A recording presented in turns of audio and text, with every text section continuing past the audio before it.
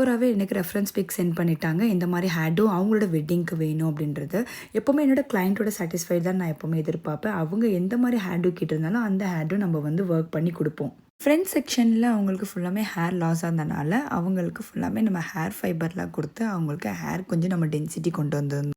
பக்காவான நம்ம ட்ரெடிஷ்னல் ஹேர்டும் நம்ம கொடுத்துருக்கோம். அண்ட் ஆஃப்டர் தட் வந்து அவங்களுக்கு பேக் சைடில் ஃபுல்லாக மல்லிப்பூ வச்சு கேட்டிருந்தாங்க. அதே மாதிரி நம்ம வந்து ஒர்க் பண்ணி கொடுத்துருக்கோம். மேமோட ஒரே திங்கிங் என்னவாக இருந்துச்சுன்னா, கரெக்டாக அவங்களுக்கு ஒர்க் வருமா, ஹேர்டு கரெக்டாக வருமா அப்படின்றது தான் அவங்க ரொம்ப வந்து தயக்கப்பட்டுக்கிட்டே இருந்தாங்க. நம்ம வந்து ஃபுல் பக்கா கான்ஃபிடென்ட் நான் கொடுத்துருந்தேன்.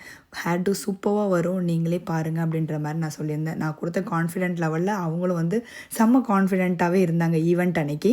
ஃபைனல் லுக்கில் ஷீ இஸ் வெரி சாட்டிஸ்ஃபைட். அவங்க கேட்டிருந்த மாதிரி நம்ம ஹேர் டூ பண்ணியிருக்கோம். அதே மாதிரி வந்து அவங்களுக்கு மல்லிப்பூ ஃபுல்லாமே நம்ம வச்சு அவங்களுக்கு ஜிக்ஸாக்டில் நம்ம கொடுத்துருக்கோம். சேம் அதே மாதிரி எக்ஸாக்டில் அந்த பிக்கில் என்ன இருந்ததோ அதே மாதிரி ஹேர் டூ வந்து நம்ம ரீக்ரியேட்